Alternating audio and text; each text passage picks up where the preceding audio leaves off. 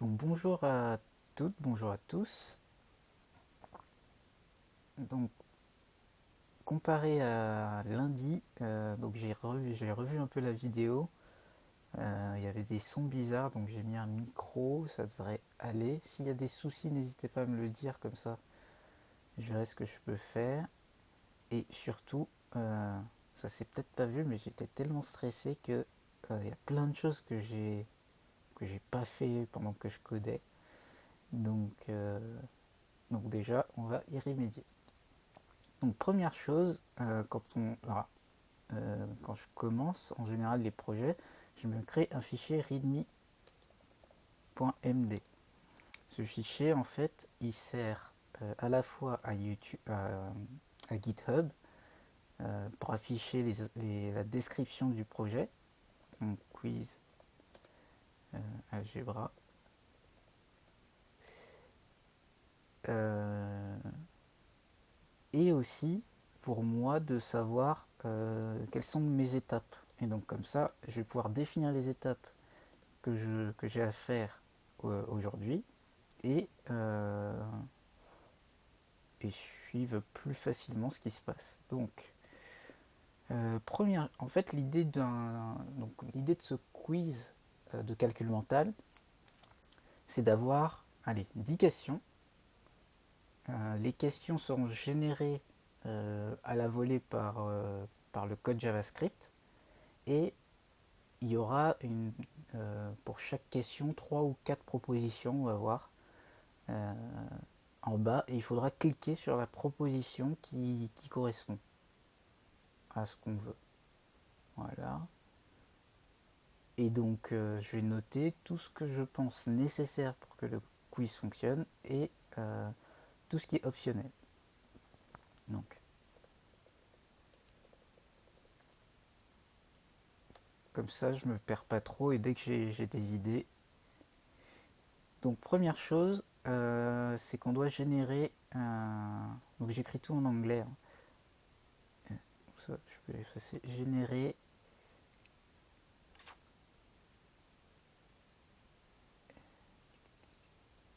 On va générer le calcul. Donc, générer la question, c'est-à-dire calcul plus answer. Je sais pas comment on dit calcul en anglais. Donc, on va créer un objet qui va générer notre calcul, ce qu'on va afficher à l'écran et et la réponse qu'on est censé recevoir. Et d'ailleurs, et possibilities, toutes les possibilités de réponse aussi, ce qui va générer d'autres chiffres. Donc on va voir comment on va faire ça. Ouais, je sais pas encore. Euh, ensuite, on va gérer.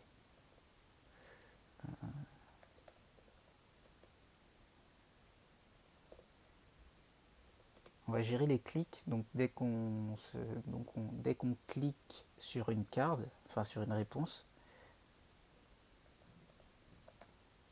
on va gérer les clics et aussi se créer. Bon, là c'est assez classique. Le plus dur, ça va être ça, de gérer ça et après, bien sûr, d'afficher le tout. En optionnel, manage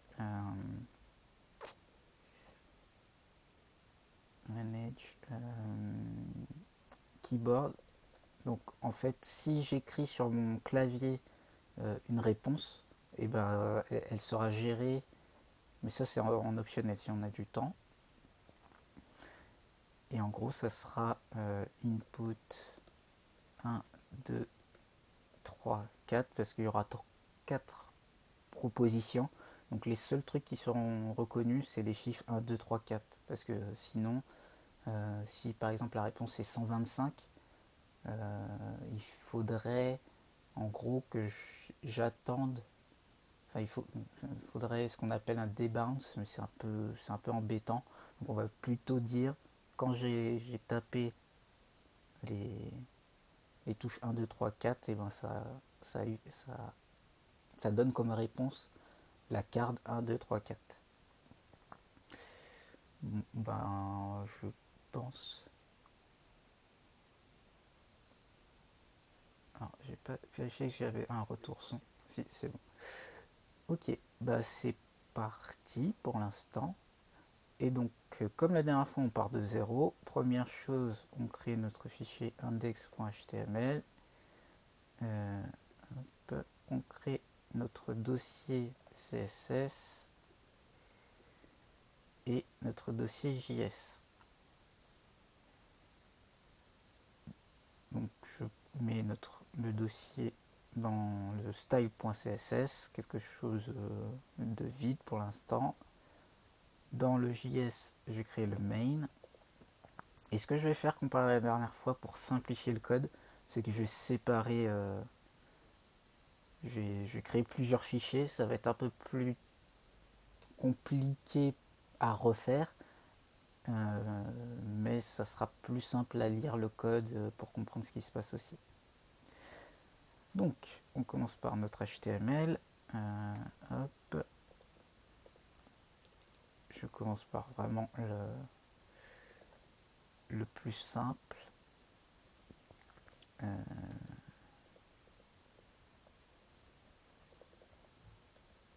sais pas s'il y a deux Z.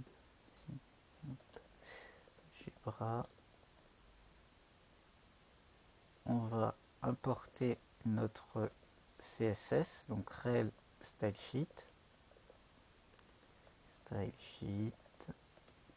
et href css style css. Ensuite, on crée notre balise body et à l'intérieur, on va importer notre JavaScript,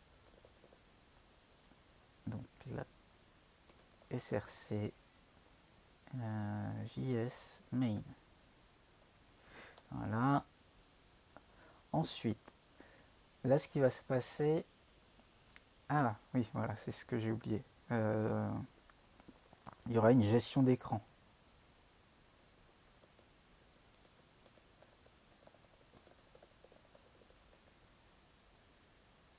Il y aura deux écrans. Question. Donc, c'est-à-dire qu'on aura l'écran qui affiche la question et l'écran qui affiche la réponse pour dire bonne réponse ou mauvaise réponse ou ou mauvaise réponse, la réponse était, comme dans tous les quiz. Et voilà. Gestion des points. Je rajoute beaucoup de choses, mais on va voir ce que... Voilà. Allez, c'est parti. Donc première chose, c'est que je vais créer mes deux écrans. Donc question screen. Voilà. Et l'autre, div id answer screen. Voilà. Donc dans les quiz, dans la réponse en fait, on va avoir deux choses. On va avoir answer title qui va dire bonne réponse, mauvaise réponse. Et ici, le détail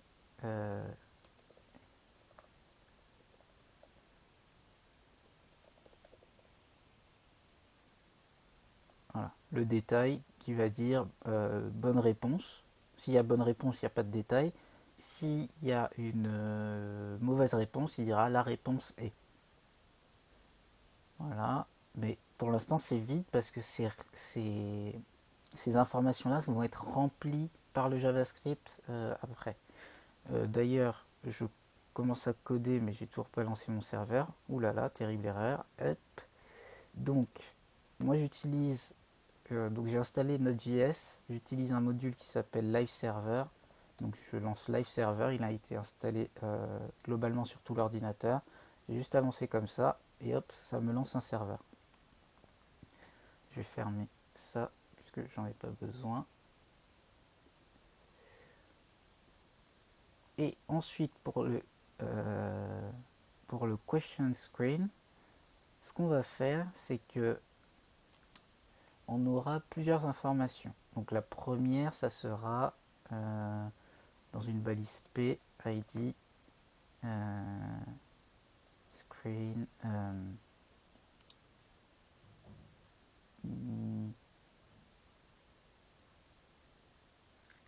comment on appelle ça? Bon, question count, pour savoir si on est à la première question, deuxième question, troisième question. Ensuite, on va avoir notre titre, ID, donc question. On pourrait juste mettre question. Ouais, juste mettre question. C'est là où on va poser la question. Donc la question, elle va être remplie. D'ailleurs, je vais juste mettre du texte par défaut, comme ça vous allez comprendre l'idée, plutôt que ça soit dans ma tête.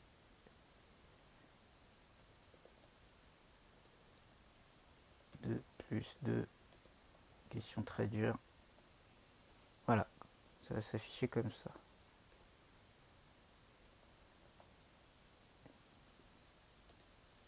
Plus 2, et ensuite on aura une liste de réponses possibles qui seront 0, 2, 4 et 6. Voilà. Ça va s'afficher comme ça. Insert good job. Voilà. Donc là, tout s'affiche, mais le but, c'est d'en afficher l'un ou l'autre. Donc on va commencer par ça. Et donc, je vais créer ma fonction init qui démarre mon projet.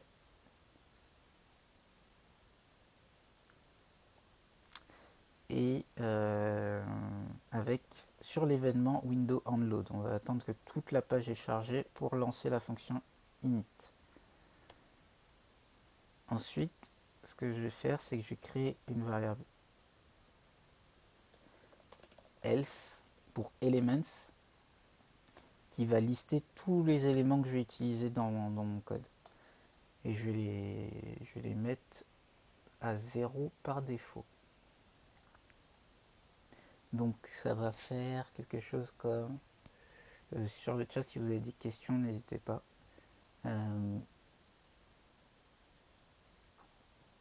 Donc on va récupérer le question element qui va être nul par défaut. Ensuite question count.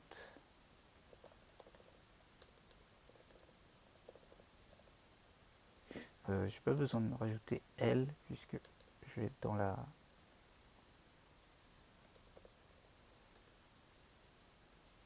dans l'objet else. Donc il y aura tous les éléments. Donc question screen aussi, j'ai pas fait question screen.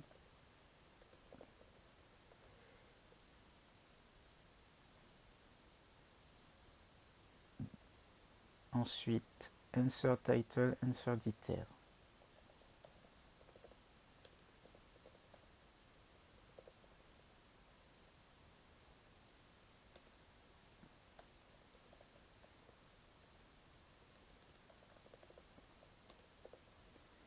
Et enfin insert screen. Donc, pas du tout dans l'ordre. Donc je les set-up en dehors de l'init pour qu'elles soient globales et que je puisse les réutiliser dans toute l'application, enfin dans toute la page web. et c'est uniquement à l'initialisation que je vais les attacher à mon DOM pour que je puisse les contrôler. Donc on va faire donc comme ça, donc else.question est égal à document.query selector et c'est l'id question et ainsi de suite.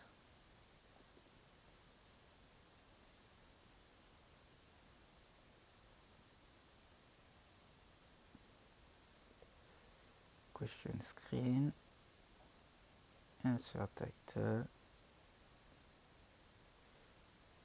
insert detail,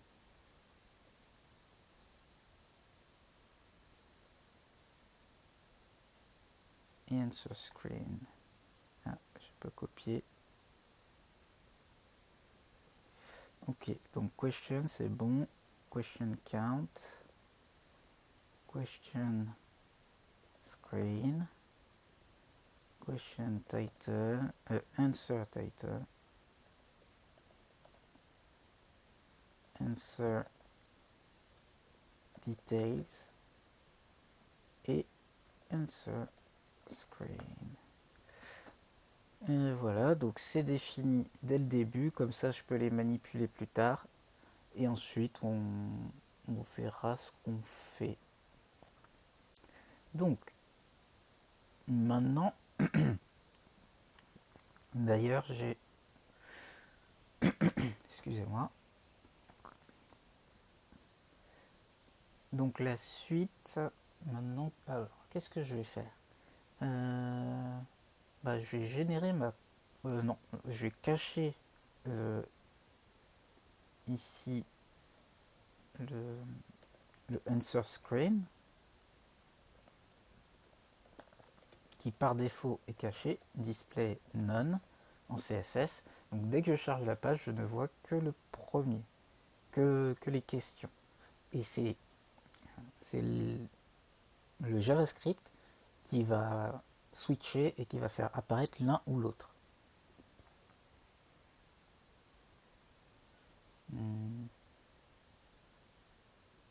Ensuite,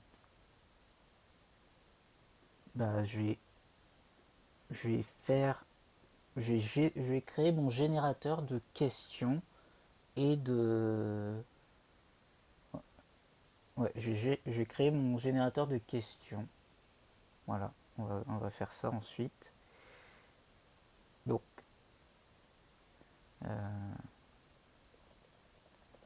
on va créer un nouveau fichier, donc generate question, qui sera une fonction qui va générer la question avec les possibilités de réponse et la vraie réponse. Donc pour faire ça, on va prendre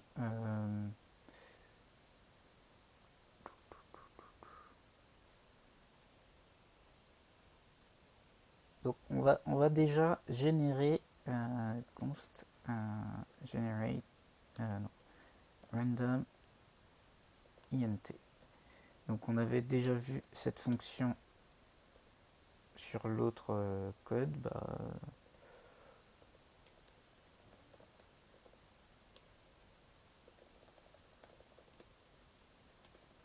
Donc il y a toujours il y a ça qui existe sur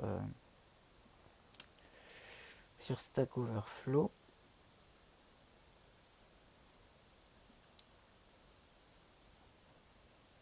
Hop, ici.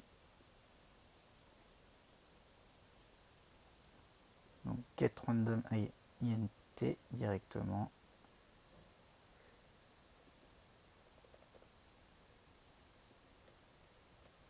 On met le min et le max. Boum. Il n'y a pas à se prendre la tête. C'est déjà géré pour nous. Et donc l'idée est aussi, l'idée c'est de générer le plus, le moins, le divisé. Alors on va éviter, on va pas faire le divisé parce que si on met un divisé, il faudra s'assurer que ça soit des multiples et qu'on n'ait pas des points, des virgules, blablabla. Donc on va pas faire le divisé pour simplifier, on va faire plus, moins et multiplier.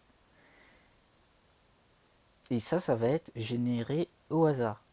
Donc pour générer au hasard un plus, un moins et multiplier, ce qu'on va faire, c'est qu'on va créer un array, donc operators, avec tous les opérateurs possibles, qui sont plus,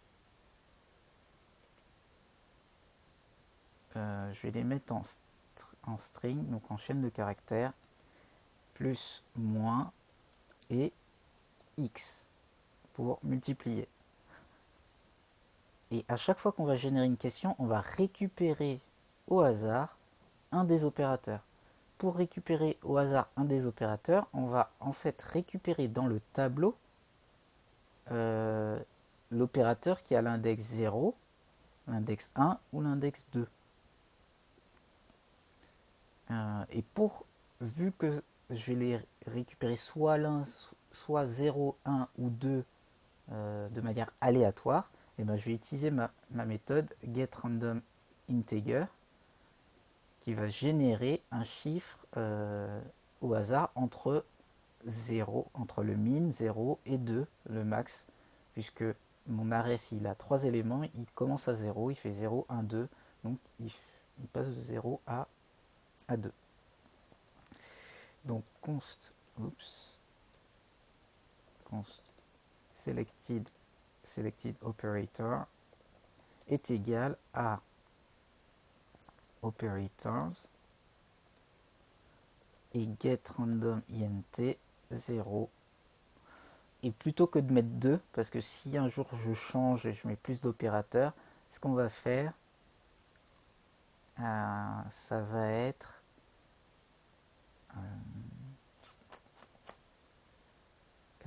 on va prendre la longueur operators.length moins 1. Operators.length ça donne 3, mais et 3 moins 1 ça donne 2. 2 c'est le chiffre maximal. Donc ça c'est exactement la même chose que ça. Mais au moins dès que je rajoute ou dès que j'enlève un élément, si un jour je rajoute le divisé, et ben ce code là fonctionnera tout le temps. Le premier code ne fonctionnera pas tout le temps. Donc c'est ça qui est pratique avec le fait de générer une variable, enfin d'utiliser operators length. Ensuite, on va juste vérifier que tout ça fonctionne parce que je tape du code, je tape énormément de code mais je ne vérifie rien et c'est pas bon du tout. Donc je vais juste m'assurer que le selected operator affiche quelque chose. On va bien sûr ouvrir notre console ici. D'ailleurs, quand je fais des... Normalement ça apparaît sur le chat. Quand je fais des raccourcis, vous les voyez en bas à gauche. Ici, dès que je fais un raccourci, donc là c'est pour ouvrir ouvrir et fermer. Donc vous voyez toutes les commandes que je fais. Donc n'hésitez pas à regarder ça pour savoir quels sont les raccourcis que j'utilise parce que parfois j'oublie et je sais pas. Ensuite, donc ce generate question, en fait on ne l'a toujours pas appelé, c'est-à-dire on l'utilise mais on ne l'a pas appelé. Donc ce que je vais faire, c'est que par défaut je vais appeler ce generate question et ça va pas fonctionner. Pourquoi? Donc on me dit que generate question is not defined, n'est pas défini à la ligne 19 du fichier main. Donc c'est bien là, mais je l'ai créé ici, la fonction generate question. En fait, il n'existe pas parce que dans mon HTML, je ne l'ai pas appelé. Donc je vais m'assurer ici d'appeler dans mon HTML generate question Et surtout, je vais l'appeler avant le main, puisque c'est le main, c'est un ordre d'exécution, c'est le main qui utilise GenerateQuestion, donc il faut qu'il ait accès aux parents avant d'accéder avant que l'enfant puisse accéder. Donc normalement, si je recharge, vous voyez, donc regardez en bas à gauche, je fais bien commande R, je rafraîchis la page. Donc c'est commande R ou CTRL R sur Windows. Et à chaque fois, il va me générer un opérateur différent. Donc c'est bon, il génère bien par défaut un opérateur. Maintenant qu'on a généré cet opérateur, ce qu'on va faire, c'est qu'on va générer des chiffres entre 1 et 9. Et on va en générer 2. Donc, opérande. Et donc le premier, donc ça va être un arrêt. On va récupérer la première valeur et la deuxième.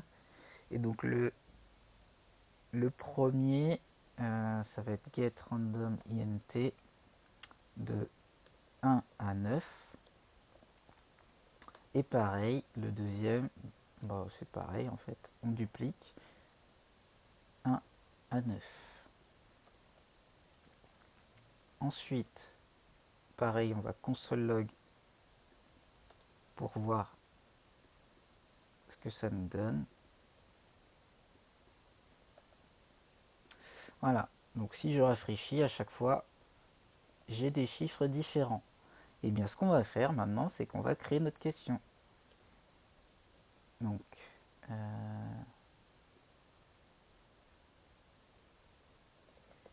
question ici, ça va être un objet qui va comprendre tout. Donc question est égal à, et là c'est un string en fait. On va afficher le string de la question qu'on veut afficher. Mais le string n'est pas la réponse parce que le X, ça ne pourra pas faire de calcul. On est dans des types différents en fait. Le string va s'accoler, il ne va pas faire le calcul. Donc d'abord, on va afficher la question et ensuite, on va faire le calcul. Donc question, c'est, on va prendre l'opérande de gauche. Opérande de gauche, donc le premier, l'index 0, le premier chiffre, qu'on va ensuite accoler au S operator. Et enfin, operand de droite. On va vérifier tout ça.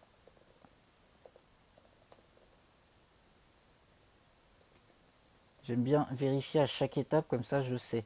Et donc on a bien sélectionné le multiplié, on a bien les chiffres 4 et 3, et là ça affichera ça. 4 fois 3. Et bien ce qu'on va faire, c'est on va déjà commencer avec ça pour éviter de mettre trop de choses. Donc question, ça sera un objet qui aura plusieurs clés à l'intérieur. Donc il a la clé question. On va donc dans generate question, normalement, il va nous récupérer ici une question. Question. Et ce qu'on va faire avec cette question, à chaque fois qu'on récupère cette question, on va faire question, on va prendre l'élément question,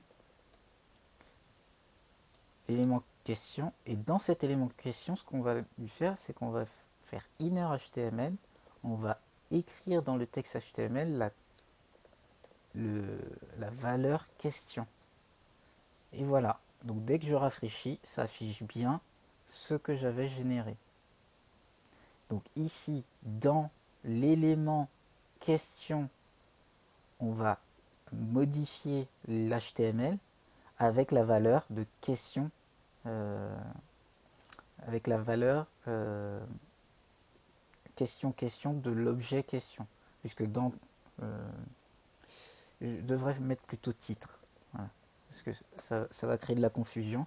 La- on va, plutôt que de faire question, on va dire titre. Comme ça, c'est le titre de la question. Title. Question title. Ça va être un peu plus clair plutôt que d'avoir question. Et voilà, donc ça affiche bien le titre de la question. Maintenant, on va générer la réponse. Question.answer. Et la réponse, ça va être un peu différent. Donc ici, on a utilisé les backticks. Le backtick, c'est un caractère qui permet de, de créer des strings, des chaînes de caractères. Là, ce qu'on va faire, c'est qu'on va utiliser les chiffres en tant que tels et on va les multiplier, les soustraire, on va vraiment faire le calcul. Donc pour faire le calcul, ce qu'on va faire, c'est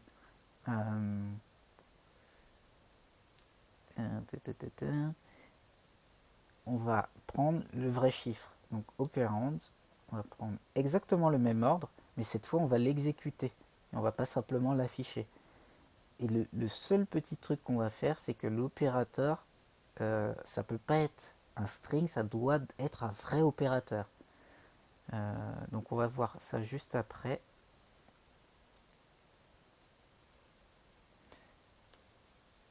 Donc on prend l'opérateur 1 et 2. Et ensuite, on va... non, on va créer une fonction, ça va être plus simple. Get answer. Voilà. Dans laquelle on va mettre les opérandes et on va mettre le operator. Voilà. Donc je crée cette fonction const get answer égale. Donc on pourrait faire opérands comme ça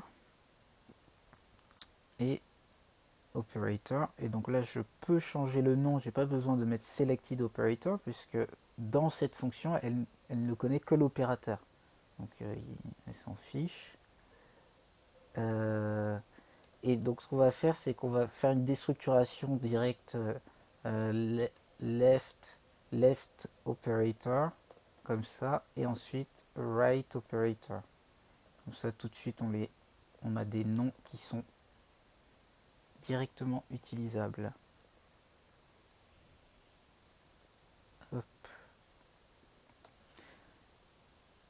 Et ça donne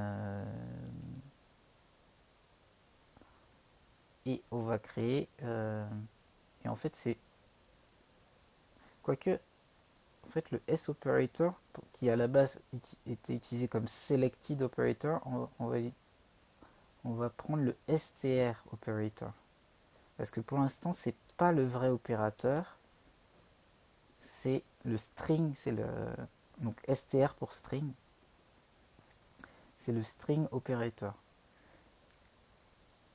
Je vais peut-être agrandir parce que je sais que c'est sur le stream c'est pas très visible, donc je vais un peu agrandir ma page comme ça. Ok. Pour l'instant on fait que le code, donc je vais concentrer mon visuel ici. Voilà, comme ça sera un peu plus clair pour tout le monde. Donc on veut récupérer donc on va générer une réponse et cette réponse ça va faire. Ah oui, c'est ça le truc. La raison pour laquelle j'ai fait string operator, c'est qu'on doit créer une map. Donc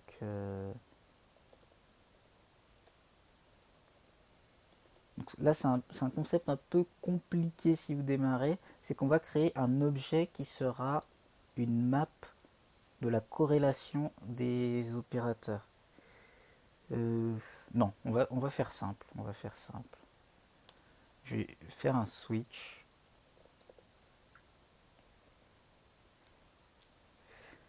Et donc on va faire un switch sur str operator.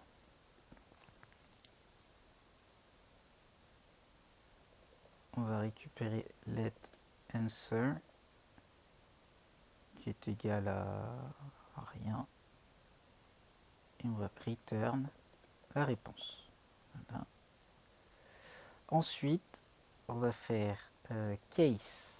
Dans le cas où string operator est égal à x, donc à multiplier, on va faire L operator multiplié, enfin pardon, answer est égal à L operator multiplié par write operator.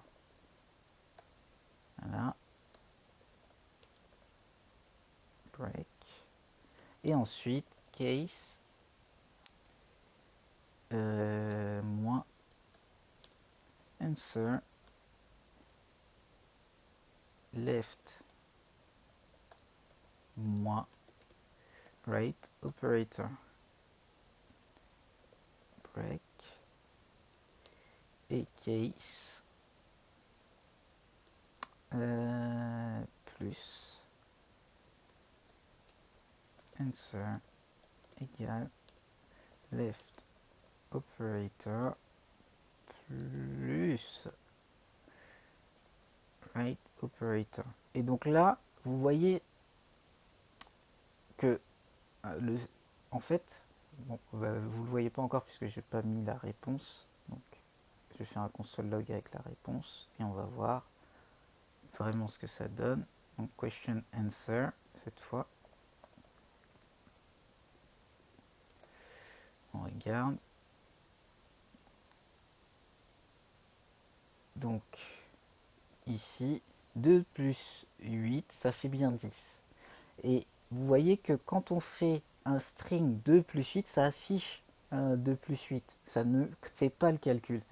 Parce que quand on accole des strings les uns avec les autres, ça ne fait pas de calcul en programmation. Il faut mettre des chiffres avec un opérateur et les strings vont s'afficher, ils vont pas être calculés. Donc ça, c'est le petit truc à capter pour ceux qui démarrent. Que les types, le type de valeur fait tout. Donc là, dans title, j'ai créé un string. Et ici, j'ai pas de string, j'ai pas les guillemets comme ça. Donc pour faire des strings, c'est soit on a des doubles guillemets, soit des simples guillemets, soit les backticks. Et donc vu que j'ai rien de tout ça, je vais exécuter le code, je vais exécuter les réponses. Donc ça fait bien 3 x 5, 15. Et ensuite, je vais générer mes autres réponses, les fausses réponses. Donc question.answers possibilities, donc les possibilités, et get possibilities, je vais en faire une fonction. Et ce qu'on va faire dans get possibilities, c'est qu'on va lui envoyer la réponse. Donc je vais plutôt... On va commenter tout ça parce que maintenant ça commence à être confus. Quoique, je vais pas le commenter, je vais le mettre ici. Ouais, hop. Je vais simplement faire question. On va afficher toute la question à la fin. Comme ça on voit tous les résultats. Et plutôt que question answer, ce que je vais faire, je vais créer une variable answer qui est égale à get answer.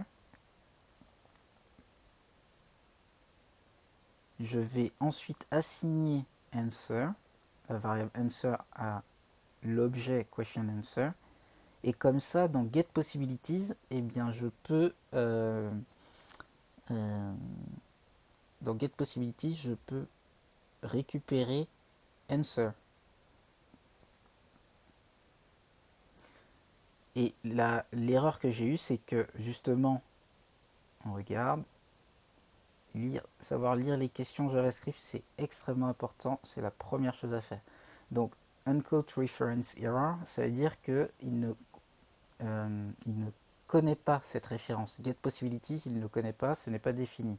Donc, il me dit que le generate dans la ligne generate question ligne 18, et ben il ne reconnaît pas ce texte, c'est parce que je n'ai pas créé la fonction. Et aussi ce qui se passe, c'est que moi je ne sais pas si vous le voyez, oui, vous voyez le commande S voilà, le commande S que je fais, ça veut dire que je sauvegarde mon fichier. Et à chaque fois que je sauvegarde mon fichier, le live server redémarre la page. Donc il vérifie le code. Et s'il ne voit pas la fonction quand j'ai redémarré la page, il me fait cette erreur. Donc answer. Quand vous avez une erreur en JavaScript, regardez à quoi elle correspond avant d'essayer de corriger quoi que ce soit. Comprenez l'erreur, lisez-la. Et ensuite, get possibilities. Oui, alors donc get possibilities, c'est que je vais générer trois autres possibilités pour avoir 4 possibilités en tout. Et la raison pour laquelle j'ai mis answer, c'est pour qu'il rajoute la réponse par défaut. Et on va faire un petit truc fun juste après, puisqu'il faudra les... Enfin, je vais vous montrer après. Return answers. Remarquez bien, const answers, que j'ai une variable qui s'appelle answer et answers, avec au pluriel. En général, moi ce que j'aime bien faire quand je mets une variable au pluriel, ça veut dire qu'elle contient plusieurs éléments de. Donc dans answers, j'ai plusieurs réponses. Ce qui paraît logique. Et comme ça me permet de simplifier mon code. Mais il faut bien le lire par contre, parce que sinon après on fait parfois des erreurs. Deux petites. Ok. Ensuite, donc à chaque fois que j'ai une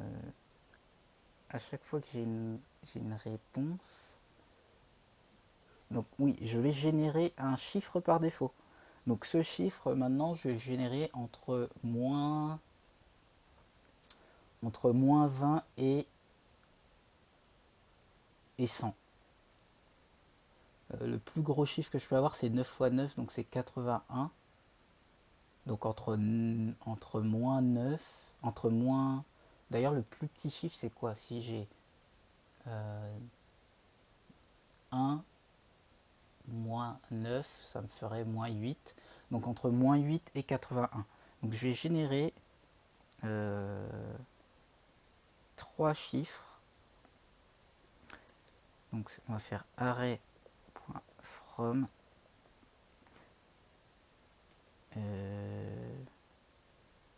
Je me rappelle plus comment c'est. Je crois que c'est comme ça. .new.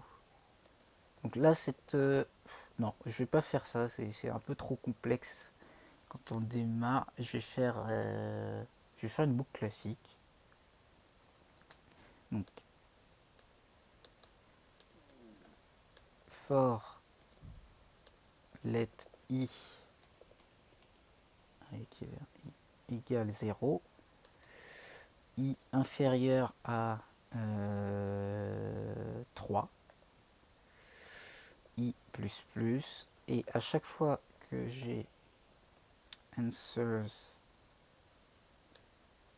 à chaque fois je push, et je vais push quoi? Et ben je vais push un get random int entre moins 8. Ah non, ce sont des integers que je génère. Bah oui, pardon, sont des entiers, c'est pas des entiers naturels. Donc 80. Bah, je vais déjà juste tester ça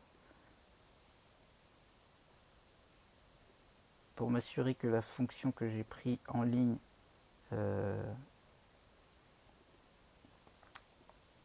et d'ailleurs on va se faire un. Est-ce que le table console log table va fonctionner? Je l'utilise pas beaucoup.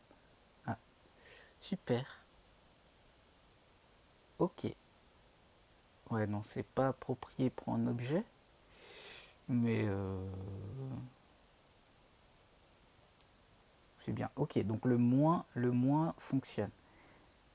Et petite chose que je viens de voir, c'est que il faut pas que j'ai deux fois la même réponse. Donc ici, plutôt que de l'assigner tout de suite à la variable, je vais créer une variable d'attente, donc const random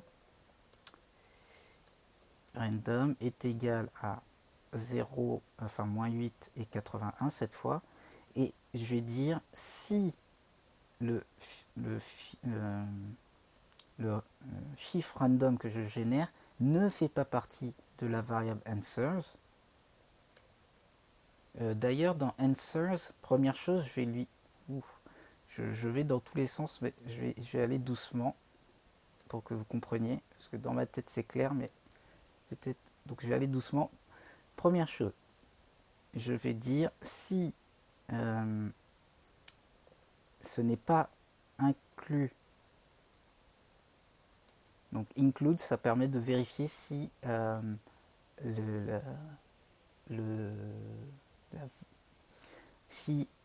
si je vais l'écrire ici. J'arrive pas à l'expliquer. Donc quand on a un tableau, dans ce tableau, je vais mettre trois valeurs A, B et C.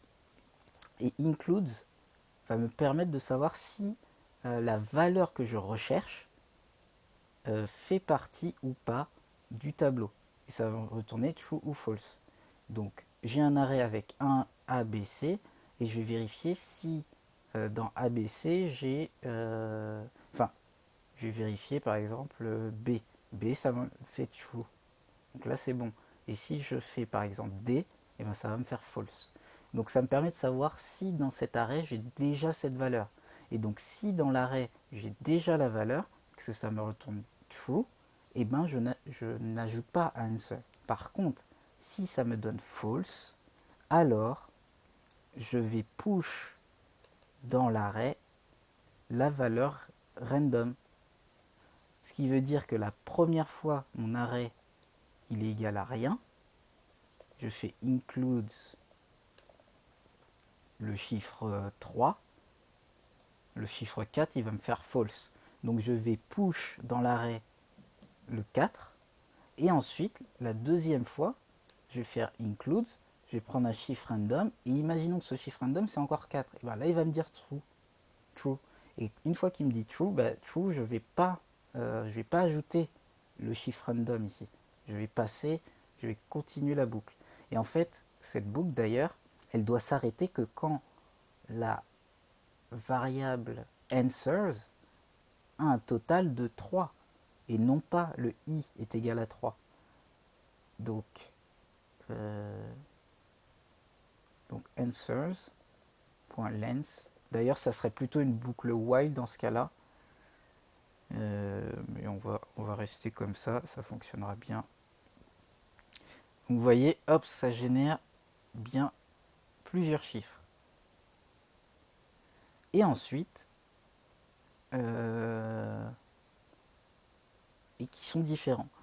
Et maintenant, ce que je vais faire, c'est que j'en ai que 3. Et ben, dès l'entrée de getPossibilities, je vais ajouter dans mon arrêt answer, la première answer, toute seule. Et là, je vais m'assurer que c'est length 4. Parce que j'en veux 4 au final. Et donc, vous voyez bien, 4 fois 7, ça fait 28. Donc, c'est le premier. Donc, j'ai bien 28 et 3 chiffres différents. Mais le truc, c'est qu'à chaque fois que je génère ça, eh ben, la réponse, c'est le premier élément. C'est tout le temps le premier, la réponse. Parce que c'est comme ça que je l'ai fait dans mon code. Donc 8 x 8, 64. Et ensuite, les autres réponses, c'est... Donc, pour rendre le jeu plus difficile, ce que je vais faire, c'est que je vais changer l'ordre de mon... Je vais changer l'ordre de mon arrêt. Donc on va le faire un désordre. Donc on avait fait la dernière fois un shuffle, on l'avait pris en ligne. Cette fois on va le faire, on va le coder, c'est assez simple. Et donc ça fait answers.sort. Et sort, ça attend une fonction de comparaison qui attend deux valeurs qu'on met deux variables A et B. Donc il va vérifier en fait, ce qu'il va faire, il va sort, c'est une boucle qui va traverser tous les éléments de l'arrêt. Il va passer à 0, 1, 2, 3. Mais en fait, ce qu'il va faire, c'est qu'à chaque boucle, il va prendre 0 et 1. Et ensuite, à la deuxième boucle, il va prendre 1 et 2. Et à la troisième boucle, et la dernière, il va prendre 2 et 3. Comme ça.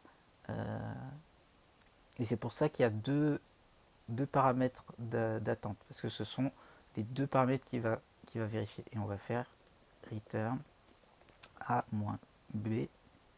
Non, bah non. Justement. Donc c'est pas du tout ça parce qu'on ne veut pas les ordonner. Normalement, c'est ce que j'avais fait, pardon. Ça, c'est pour les ordonner dans. Quoique, on pourrait faire ça. Hein.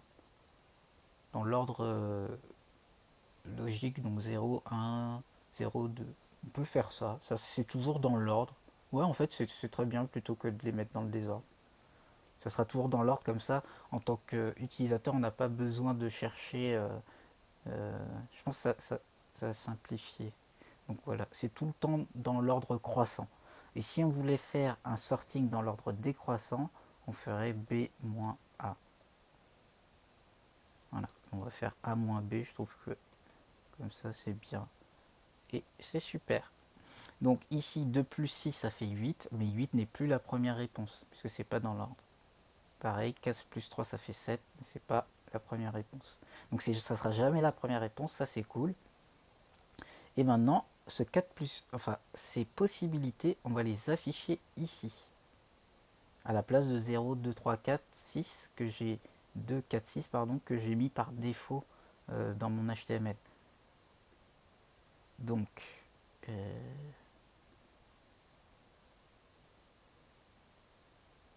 hop, ça veut dire que dans mon main ici, question, et ben, il a tout ça à l'intérieur. Donc, on a modifié le title. Maintenant, on va modifier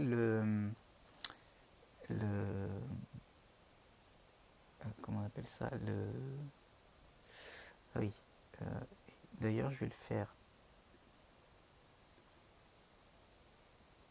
les choses un peu différemment dans l'HTML. Ah bah oui, j'ai pas défini, donc je me disais bien possibilities. Voilà, donc on va créer un nouvel élément puisque il s'appelle possibilities. Possibilities nul. Possibilities.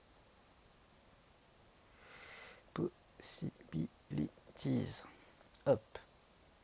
Et ensuite, possibilities, quand je le... Donc à chaque fois, je vais faire... je vais faire un inner HTML. Donc L question L.possibilities.inner HTML. Et là, je vais prendre question.possibilities et je vais faire un map.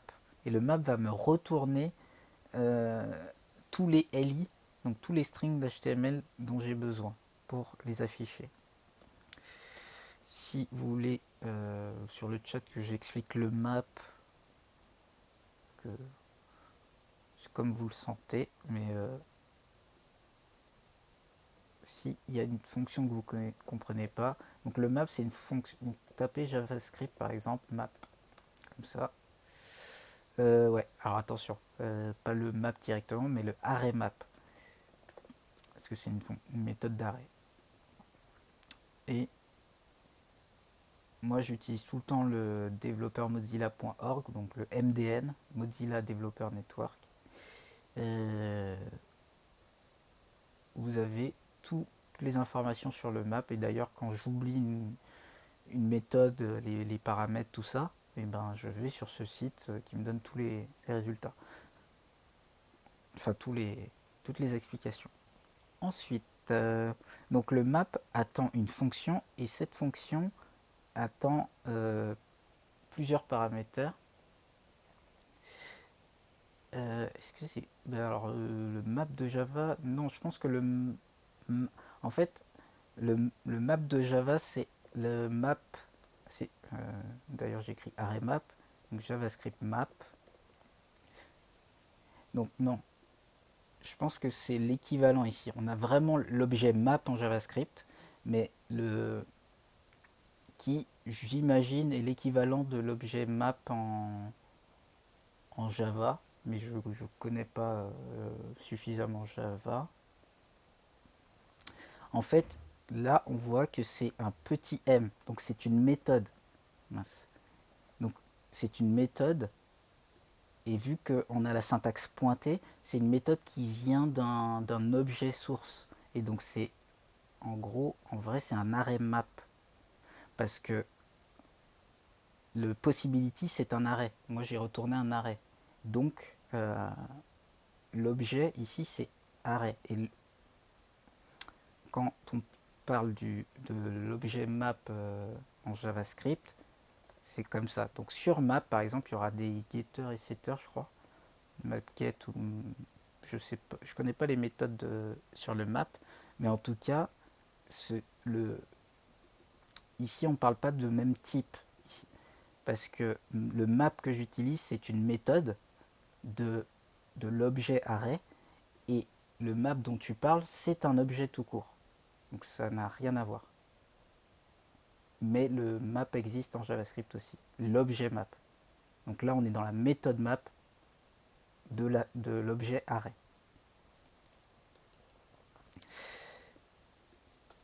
Ensuite, donc le map prend deux... Enfin, est-ce que j'ai besoin du deuxième paramètre? On va prendre... Ça prend déjà le premier paramètre, c'est la possibility. Ah, bon.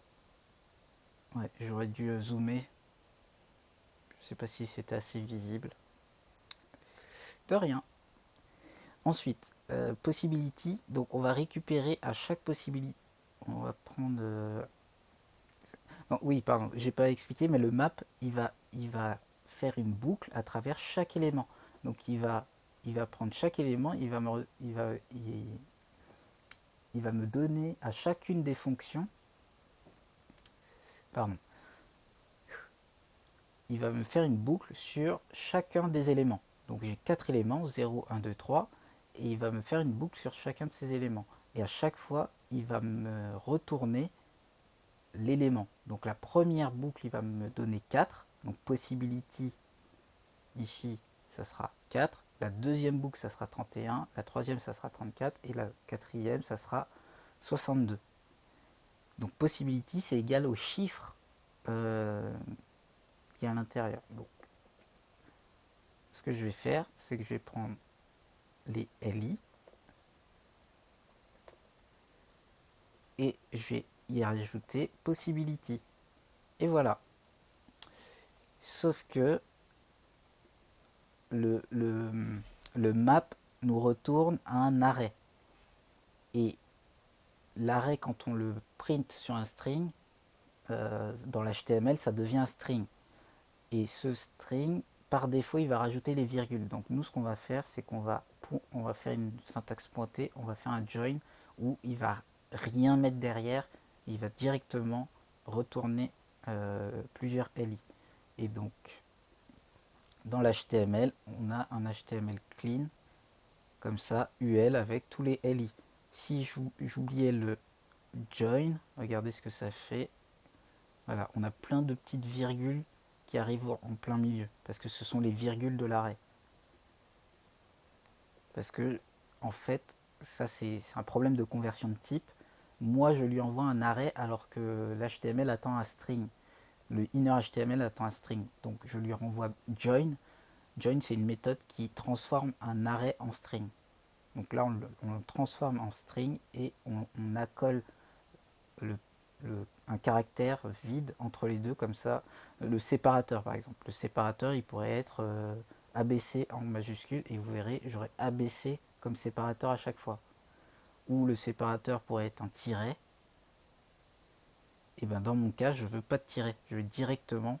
je veux rien. Donc je mets un caractère vide. Voilà, donc là j'ai mes possibilités qui s'affichent. Et maintenant, et, c'est parfait. Donc on regarde 8 plus 7, ça fait 15. J'ai bien le 15 qui apparaît. Et il faut que quand je clique, et bien ça me dise, hop, et le 15 c'est bon, ou le chiffre que tu as cliqué n'est pas le bon. Donc on va créer une gestion d'événements. On va créer une gestion d'événements qui,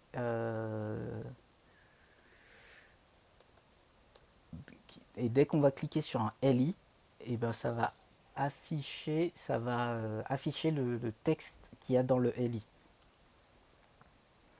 Donc pour faire ça, document. Non, pas document, on va prendre notre else.question, on va prendre notre élément question. Non, possibilities, c'est même mieux. Sur notre élément possibilities, on va faire un add event listener. Et on va écouter l'événement click. Et quand on va écouter l'événement click, ce que je vais faire un on click possibilities. Non, on va faire simple d'abord. Et pour la partie optionnelle, c'est là qu'on va utiliser ça. Si on a le temps de le faire. Donc, on click possibilities. Donc non, pas de on click possibilities. On va directement utiliser une fonction. Cette fonction, elle retourne l'événement event.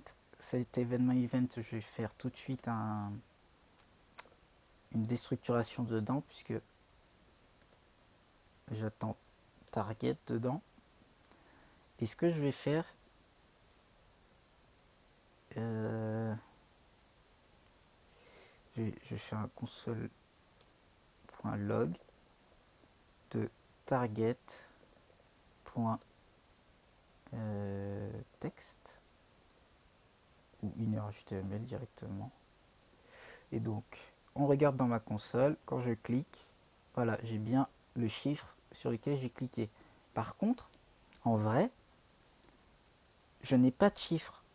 Ça, c'est un petit détail qu'on ne voit pas tout de suite. C'est qu'en vrai, j'ai un string. Et si je fais... Ben, on va faire ça ici. Par exemple, si je vérifie que 5 est strictement égal à 5 au chiffre, ce n'est pas égal. Alors, bien sûr, vous allez me dire, on peut faire double égal. En général, en JavaScript, on mettra tout le temps le triple égal. Et on va justement faire exprès de convertir le string que je récupère de l'HTML avec parse_int en chiffres. Donc parse_int va convertir, ou sinon number. Mais comme on n'a que des numbers, si vous avez des chiffres décimaux,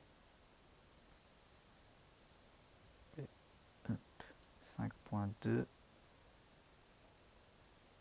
voilà, ça fonctionnera.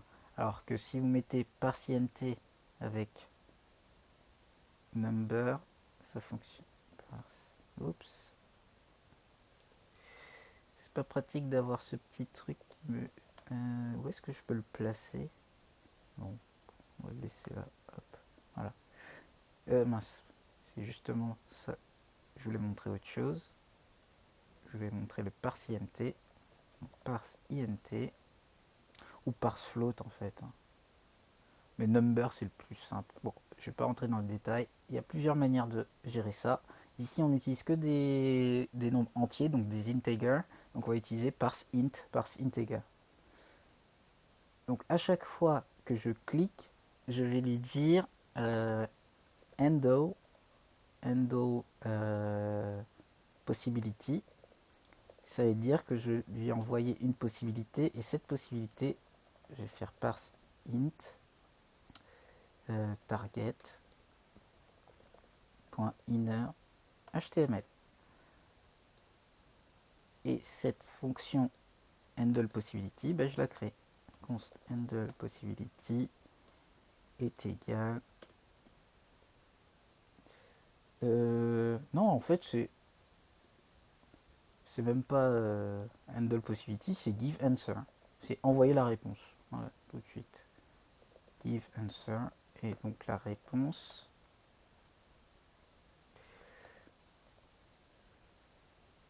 Donc je vais mettre user answer. Je vais le séparer entre la vraie réponse de l'utilisateur. Et comme ça, on pourra faire la vérification. D'ailleurs, question, ici,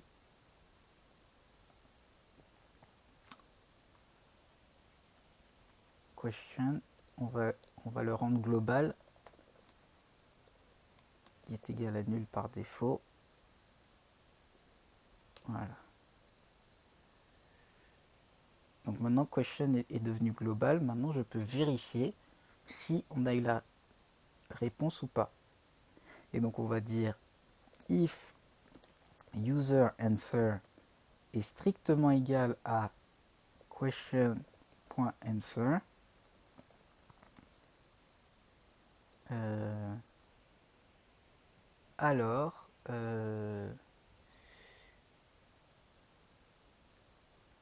alors j'affiche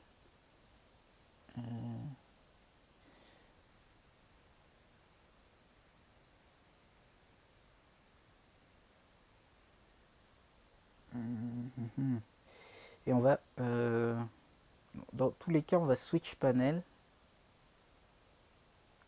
donc on va changer de panel en fait, c'est à dire que là on va changer de screen. Là on a le screen des questions. Dès qu'on a fait la bonne réponse, enfin bonne ou mauvaise d'ailleurs, on va créer une variable let is good answer.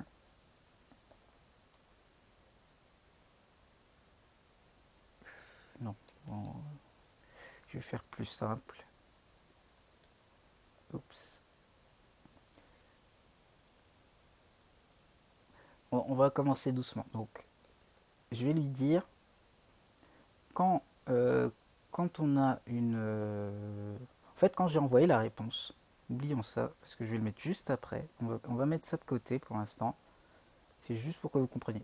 Dans tous les cas, quand j'ai envoyé ma réponse, je change d'écran. Je passe à l'écran answer screen. Donc pour faire ça, on va faire else.question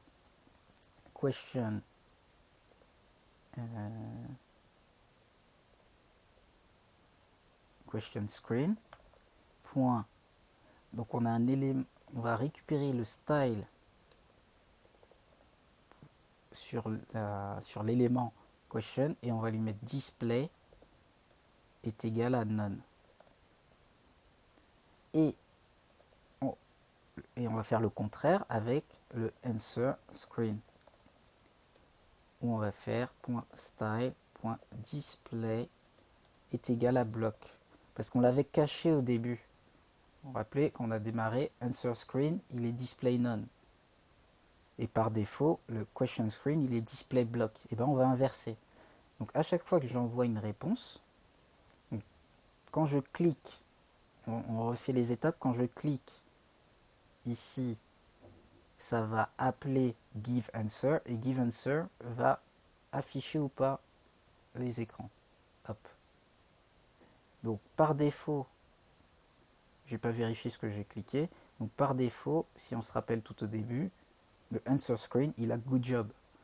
Donc on affiche directement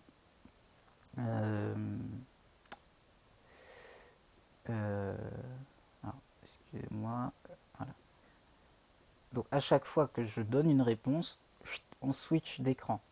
Maintenant, en fonction de la réponse, ce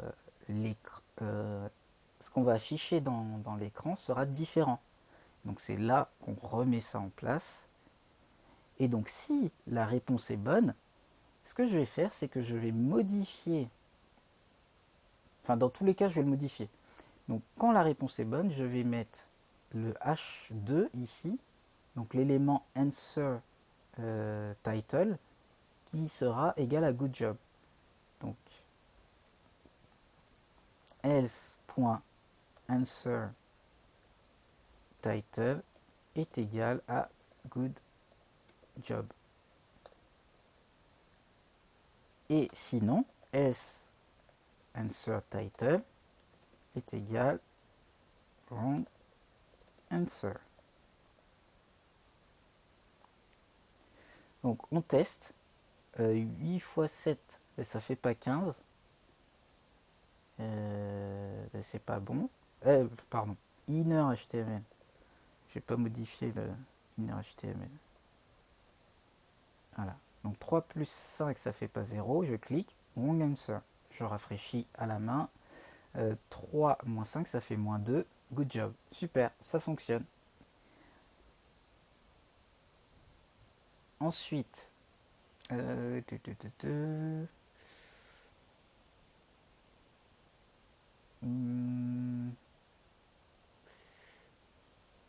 oui, et quand j'ai une mauvaise réponse, je m'assure de dire la réponse était, donc else.answer details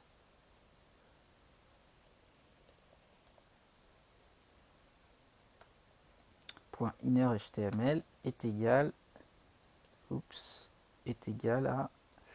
à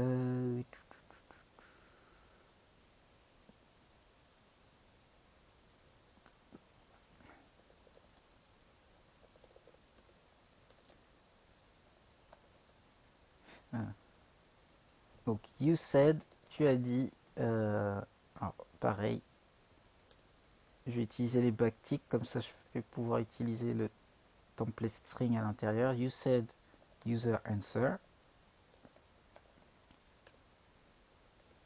The actual answer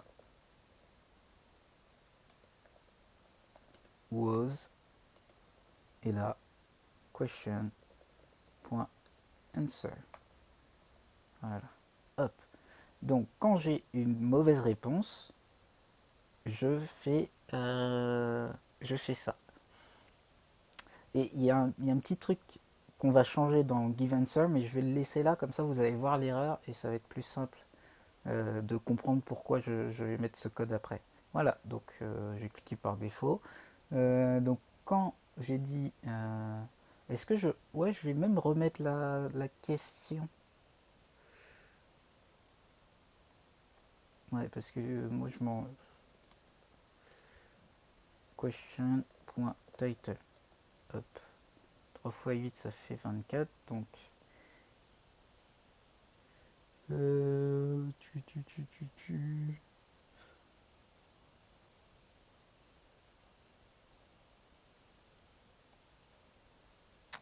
y a un truc qui me gêne, en fait, c'est juste une question de présentation. J'ai pas envie de créer un nouvel élément.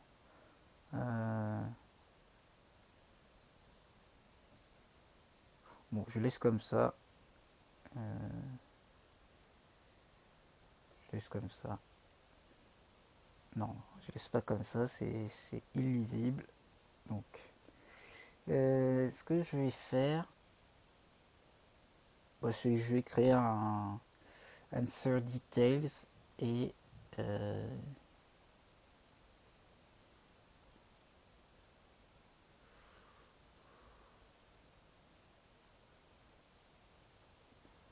bah, je vais créer un autre details.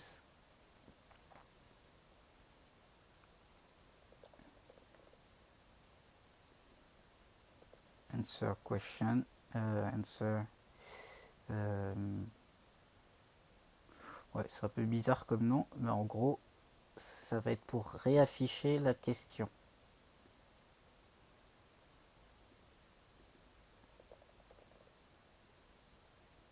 Et ça va être un H4, un peu plus petit.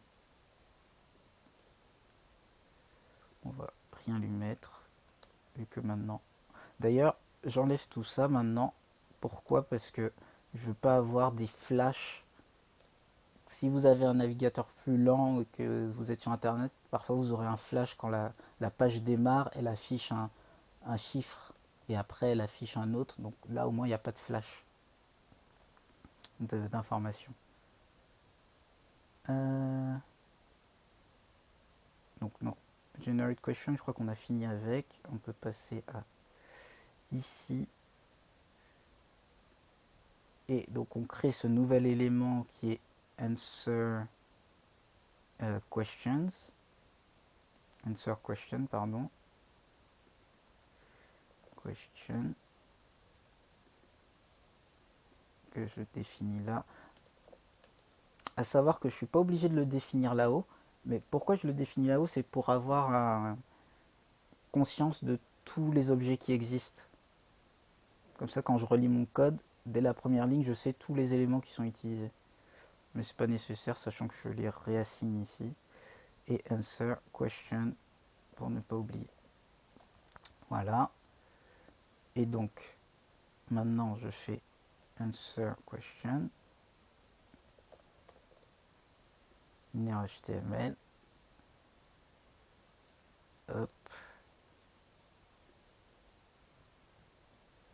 Et là, je mets directement question title. Hop. Donc 2 fois 3, ça fait 6. Voilà, comme ça. Là, c'est un peu plus clean comme réponse. Super. Et si j'ai bon, on fait rien. Hein. 3 plus 5, 8. Good job. Et bien sûr, j'ai oublié, et c'est là qu'on va commencer à... Donc là, on est bon. Je crois qu'on est bon pour une première question, mais le but, c'est d'en faire 10. Et bah pour en faire 10, une fois que j'ai cliqué sur 8, bon, peu importe, mauvaise réponse, comment je fais pour passer à l'écran d'après de la nouvelle question? Donc il me faut un bouton. Il me faut un bouton. Pour passer à l'étape d'après. Donc on va créer ce bouton. Next question btn pour bouton.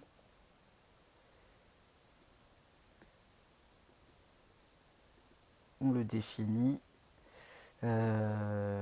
Next. Je l'appelle juste next. Enfin l'id next. Ici, je vais dans answer. J'écris mon bouton next question. ID next. Super. Donc 6 moins, on s'en fiche. Next question, super. Maintenant, je vais créer l'événement. Quand je clique, et ben, je passe à la question d'après. Et comment je sais que je passe à la question d'après? C'est ça le truc. Donc déjà, on va créer l'événement. Je vais... Hop. Else. Point. Donc sur l'élément next question button, je crée j'écoute l'événement, add event listener, donc j'ajoute un écouteur d'événement, donc j'écoute le clic, et quand je clique, je vais simplement faire console log click next button question, next question button. On vérifie. Je clique, next question button, super, ça apparaît. Donc c'est bon, ça a fonctionné. Et quand je clique, ce que je veux en fait, c'est changer la question. Pour changer la question, on n'a pas du tout défini ça. Il faut qu'on ait une manière de dire question 1, question 2, question 3. Et bien pour faire ça, on va créer une variable globale qui sera question index. Question number. Question number, ça va être 1. Et on va faire aussi, bon, on va le mettre après quand on en aura besoin. J'aime bien tout rajouter parce que je sais où je vais, mais peut-être pour vous ça serait trop confus, donc je vais aller doucement. Question number. Et en fait, quand je clique, ce qu'on veut faire, c'est que question number, on lui ajoute plus 1. Question number plus plus. Donc plus c'est équivalent à pour ceux qui veulent voir, oups, voilà, quand on écrit la variable plus derrière, c'est équivalent à question number égale à question number plus 1. C'est tout le temps égal à ça. Et si vous rajoutez un troisième plus, ça ne fonctionnera pas. Plus c'est juste pour incrémenter de 1 et moins pour décrémenter de 1. Si vous voulez faire une incrémentation de 2, 3, bah vous devez absolument passer par cette écriture pour faire des incrémentations de plus de 1. Donc question ça va incrémenter de 1. Et le truc c'est que on n'a pas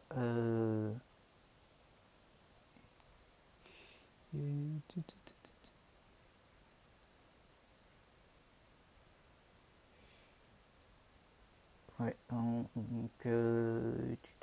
on incrémente de 1.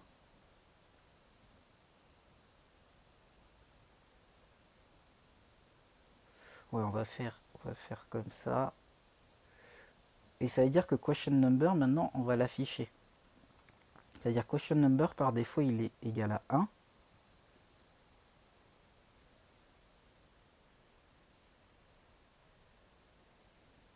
Et je vais tout mettre, donc, else. Donc, si vous vous rappelez, tout au début, on avait créé cet élément question count, qu'on n'avait pas utilisé. Donc, question count, il est égal, .innerHTML, il est égal à donc template string question number sur, et sur quoi, on a dit 10, donc je pourrais écrire 10, mais ça se trouve, je préfère avoir une variable pour changer mon nombre de questions possibles. Donc question number total. Et donc cette variable, je vais la créer. Let question number total 10. Et let, voilà. Super, donc ça me fait bien 1 à 10 et je peux choisir d'arriver à 5 questions. Et d'ailleurs, pour simplifier, je vais faire 2 questions. Vous allez comprendre pourquoi.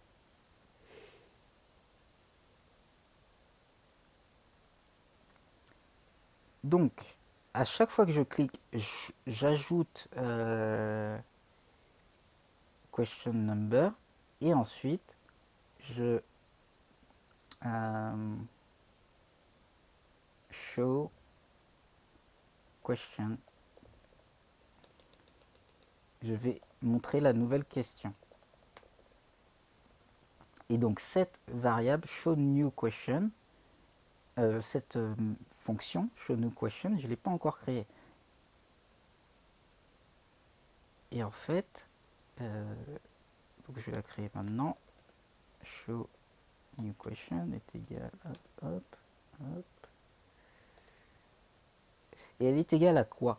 En fait, elle est égale à pas elle est égale, mais qu'est-ce qu'elle fait? Et elle va afficher tout ce qu'on a déjà fait,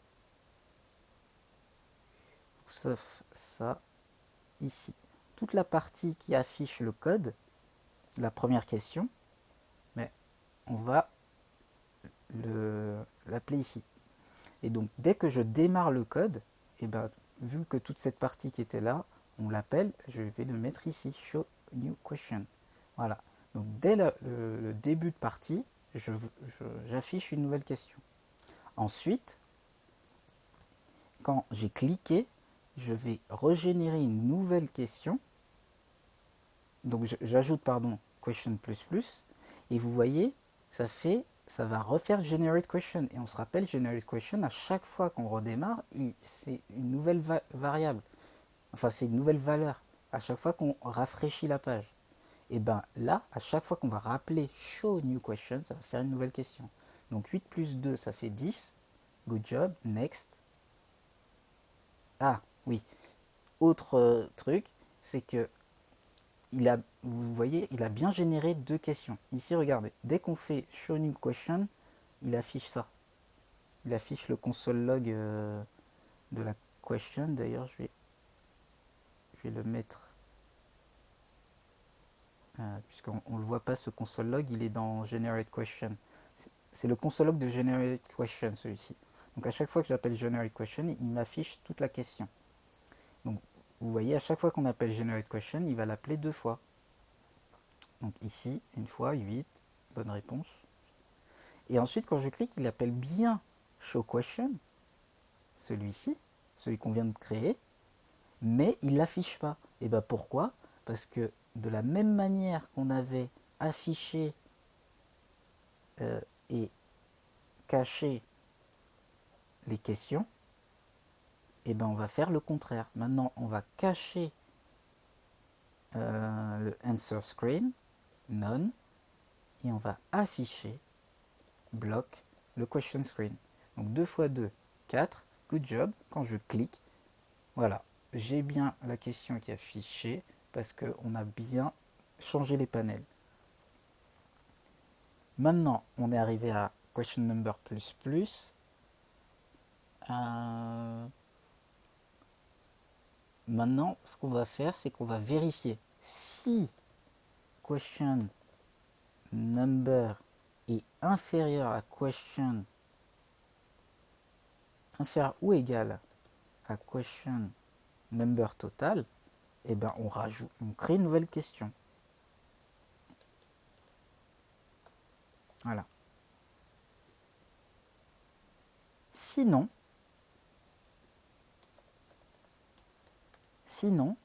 on dit que c'est la fin du jeu.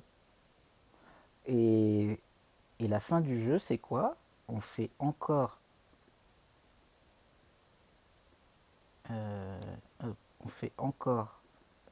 donc on va cacher le question screen, on va afficher le answer screen, et le answer screen, cette fois, on va lui mettre comme valeur else. Donc on va reprendre ce qu'on avait ici.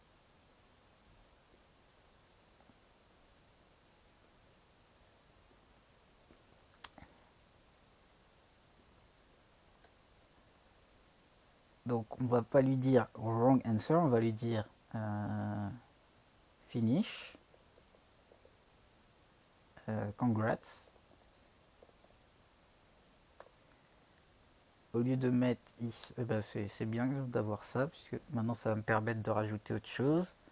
On pourra mettre le score, mais pour l'instant le score n'est pas, on l'a pas géré. Et detail, on va rien mettre, on va pas le changer le detail. On va juste mettre congrats, your score et le score. Mais pour l'instant, on n'a pas géré le score. Donc ça fait 3 moins 8 moins 3. Hop, good job. Ensuite, non, j'ai 9 moins 1, 8. Et là, ça va mis good job. Ah oui. Donc, question number.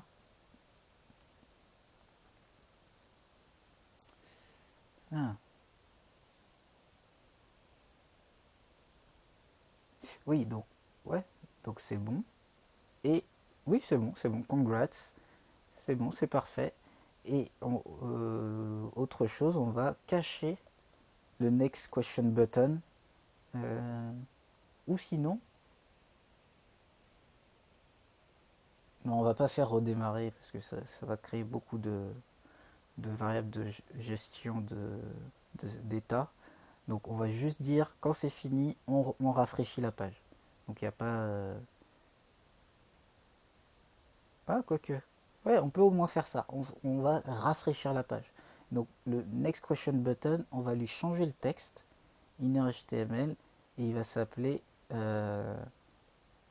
start a new quiz.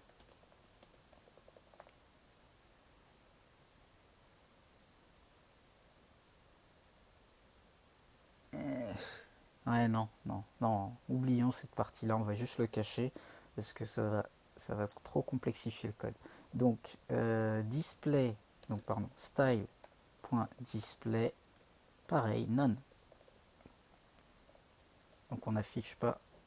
Alors, juste un truc, je vais mettre tous les displays ensemble. Voilà. Donc 5 x 2, 10, good job. 8 x 3, 24, good job. Voilà, congrats. On a réussi notre quiz. On va rajouter les scores. Let score est égal à 0. Le score est égal à 0 par défaut. Et à chaque fois que j'ai une bonne réponse, donc où est-ce qu'on gère les bonnes réponses? Ici, good job, je fais score, plus plus. Et maintenant que le score existe, je peux mettre your score is 2 points score. Congratulations.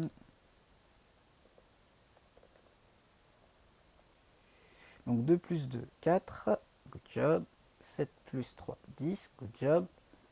Congratulations, your score is. Et on va même rajouter score sur question number total. Comme ça, on voit bien. Bon, je vais en faire qu'une. Oups, bon, ouais, j'ai cliqué par défaut. Voilà, mon score est 0 sur 1. Et super, j'ai cette erreur que je voulais que vous voyez. Et en fait, cette erreur, elle est autre part. Elle arrive à plusieurs endroits. Pardon. On va même remettre à 2. Donc, deux questions. Si je fais une mauvaise réponse, 8 moins 2, ça fait 6, je vais mettre 38. Là, j'ai une mauvaise réponse et donc il m'affiche l'écran de mauvaise réponse. Je fais next question. 6 moins 5, ça fait 1.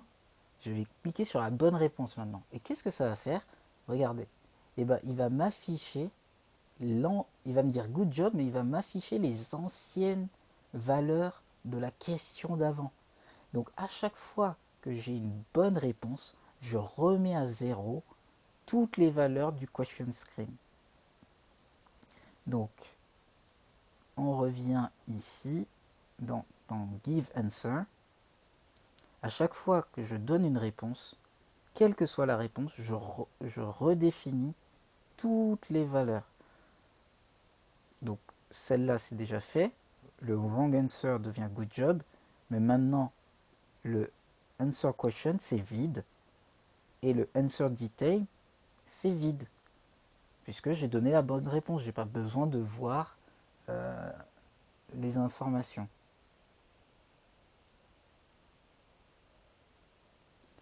Et donc ça donne 6 x 5. On va faire une erreur exprès, moins 7. Voilà. Ensuite, une bonne réponse, 7 x 5, 35. Et là, ça me fait good job et il n'y a plus rien qui apparaît. Next. Et voilà, 1 sur 2. On va se remettre à 10, parce que c'est le but de notre code. Et maintenant, il nous reste... Enfin, moi, je vais arrêter à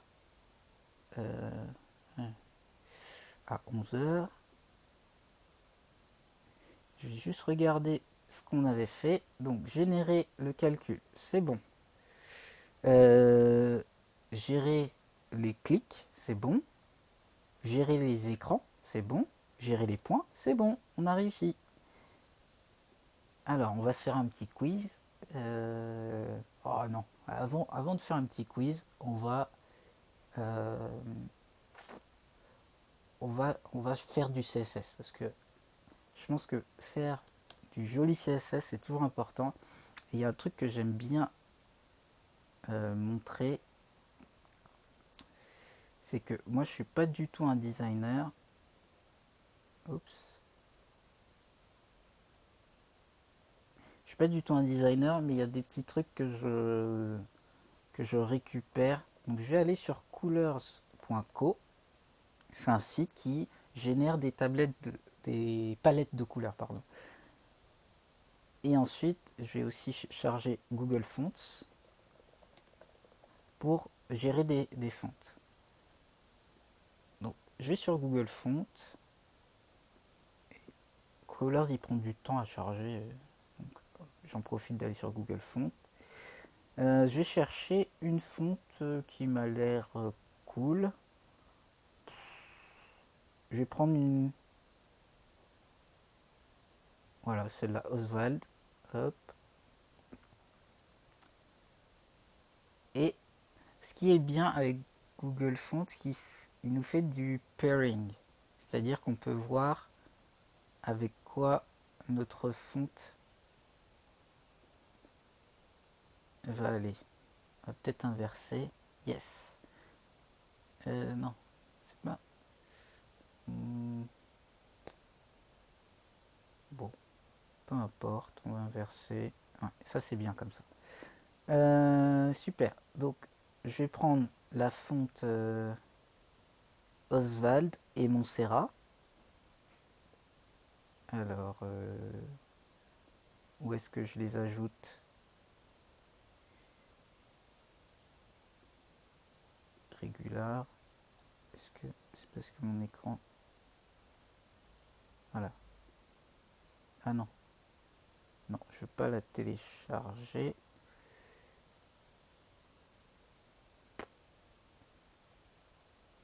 Chaque fois, je me perds.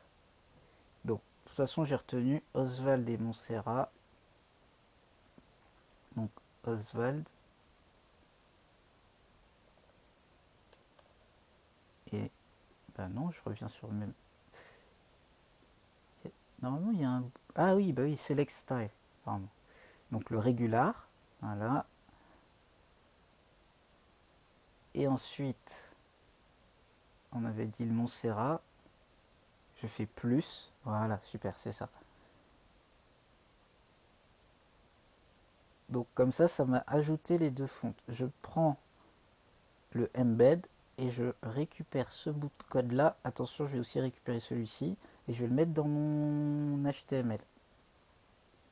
HTML, je vais le mettre en premier. Voilà.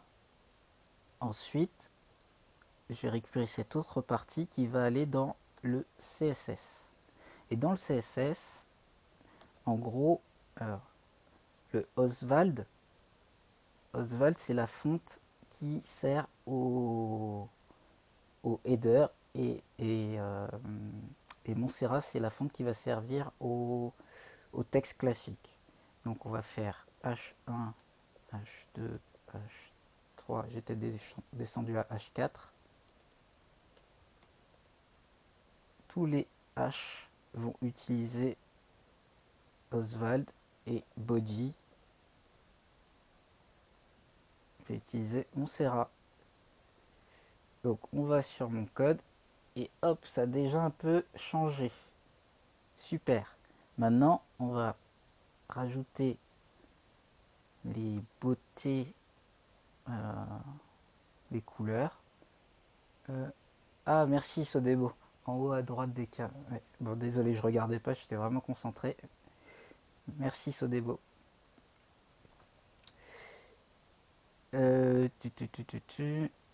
Start the generator. Ah non, c'est pas ça.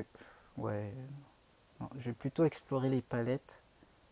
Eh ben super, ça va recharger pendant. En plus, mon internet n'est pas des plus rapides.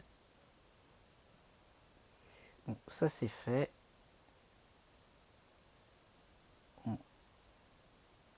Donc explore palette.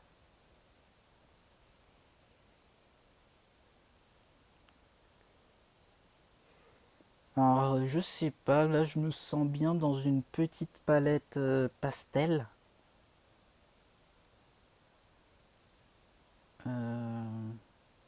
Avec des contrastes assez forts. Enfin avec des couleurs assez différentes les unes des autres. Donc ouais, j'aime bien ça. Comment view palette. Donc comment... Ah, d'accord. Ok, cool. Donc on va prendre en fond cette couleur. C'est jamais vraiment blanc, mais donc body background, hop. Ensuite, pour les headers, on va prendre cette couleur.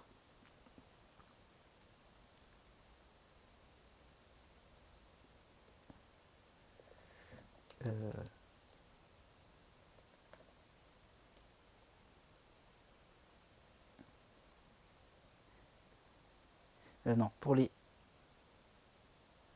headers, on va prendre cette couleur plutôt.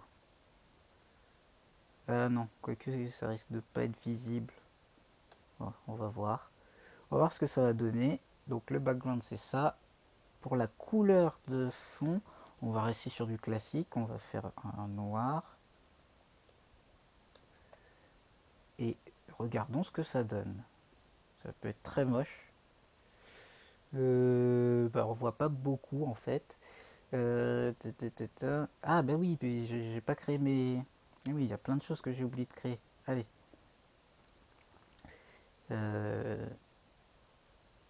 Donc première chose, c'est qu'on va centrer tous mes titles, tous mes headers.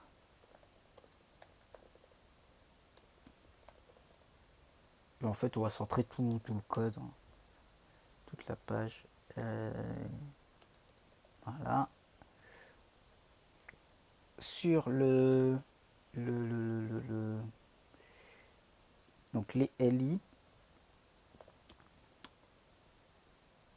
ils vont devenir list style none et ils vont devenir display inline block.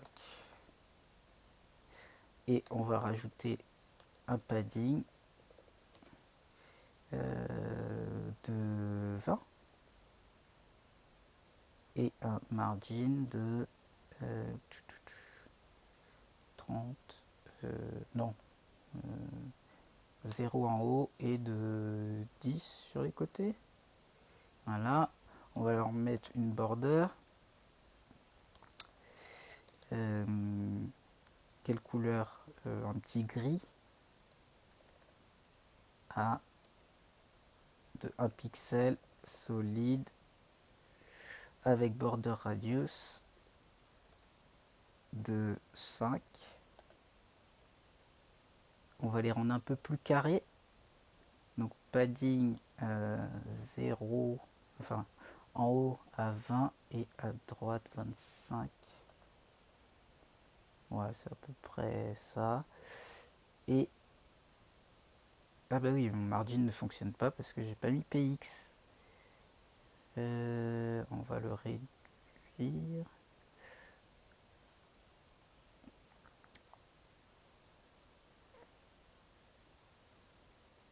Et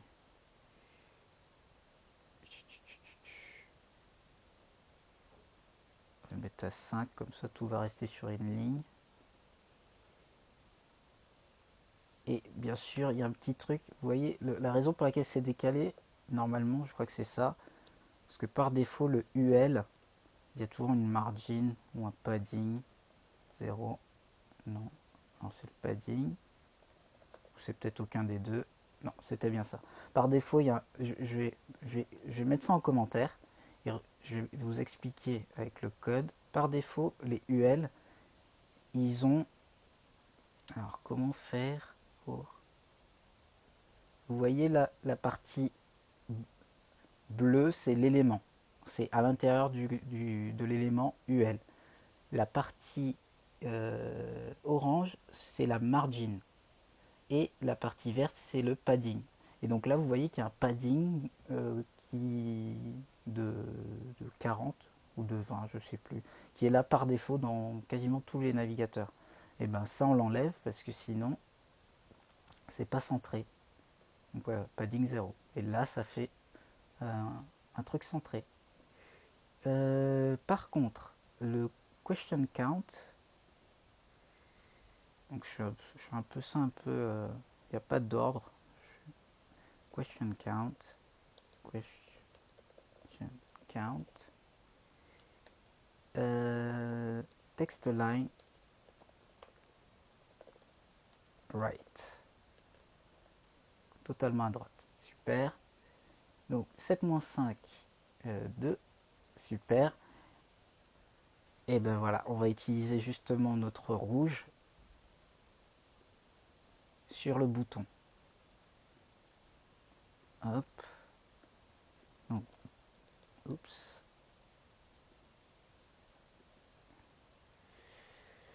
Ah, button.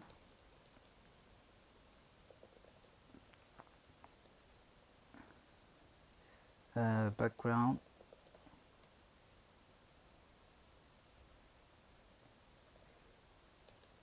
Background, hop. Border. Ben, lui, je lui mets pas de border. None. Par contre, le border radius qui n'est pas le border, je le mets à 5px aussi. Et on va lui rajouter, on va le rendre un big bold button. Donc déjà la couleur, est-ce que la couleur, on va lui mettre le jaune, est-ce que ça va ensemble de toute façon. Hop, color, hop.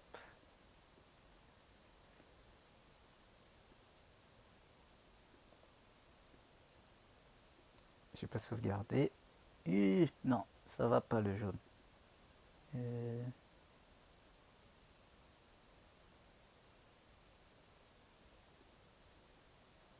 On va mettre blanc tout simplement.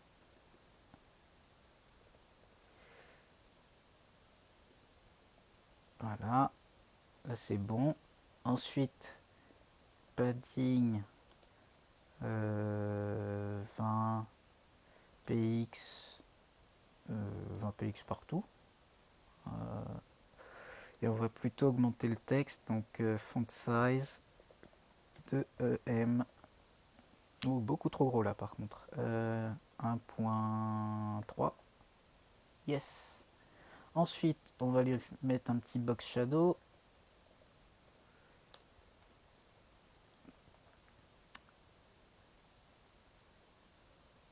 Box shadow. Yes, un petit gris. On va le rendre un peu plus clair. C'est quoi? C'est ABCD D. On va mettre le D. 1 px, 1 px. Avec une portée à 3. Non, il ne voit pas assez. Voilà. Je crois que ouais. On laisse la portée à 3 px. Hop. Ok, là c'est sweet. Ah, et dernier truc, cursor pointer. Et voilà. Pourquoi? Et on va faire la même chose sur les LI. Pour que quand on passe la souris, hop, ça soit un petit curseur. Et on va profiter du box shadow. Qu'on va mettre aussi là. Voilà. Et vu qu'on a un box shadow, qu'est-ce que ça donne si j'enlève la bordure? Ouais, c'est un peu plus soft. Et est-ce que j'ai une autre couleur? Non, ça ira. Peut-être le rouge au pire.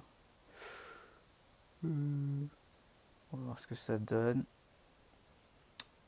Color.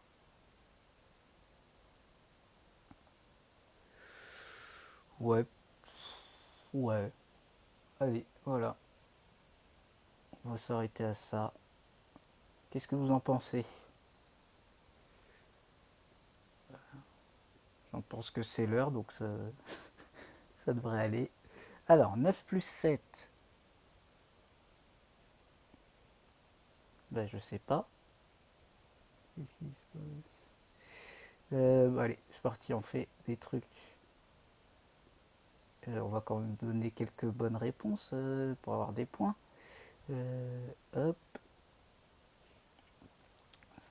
Hop. 7 plus 9.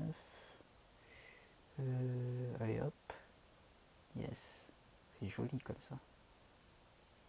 Ah, il y a un truc qui me gêne. Est-ce que la fonte ici,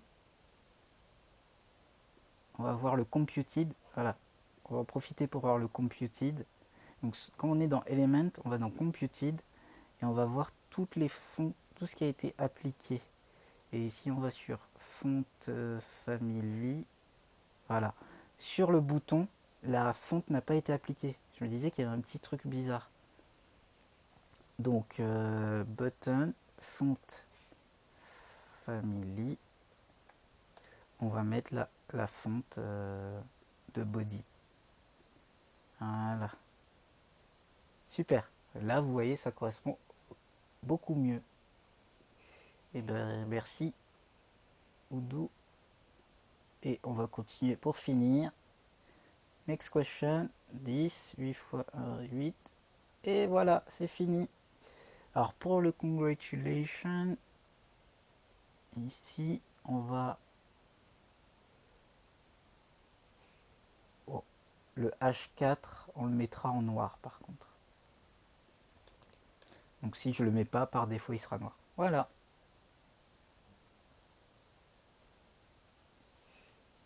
Quoique, est-ce que ça va... ouais, mais ça va faire sauter mes autres trucs. On réessaye. Ouais, donc non, c'est pas bon. Bon, bah, on va laisser comme ça. Ah, par contre, non, ce que je peux faire... Oh, c'est vraiment un détail. On va s'arrêter là. Ça fait presque 2 heures, parce que je commence un peu en retard. Ce que je vous conseille, bah, c'est... Donc déjà, première chose, moi ce que je vais faire, c'est que je vais mettre cette vidéo sur YouTube. Je vais mettre le code sur GitHub. Je mets toutes ces informations sur mon Twitter. Alors le Twitter, c'est où? Est-ce que je l'ai mis dans... Bah, je vais mettre ça à jour dans mon Twitter.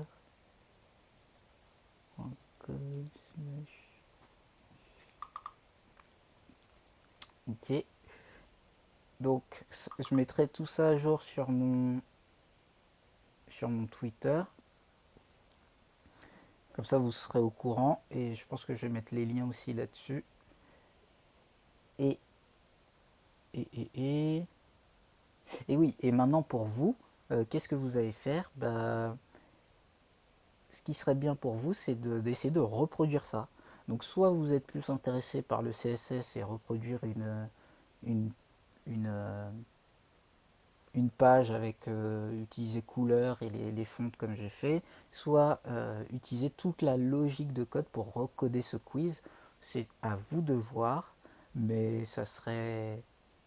Et donc la manière dont je vous propose de le faire, ça serait de regarder le code et de faire vous-même le tuto en suivant la vidéo.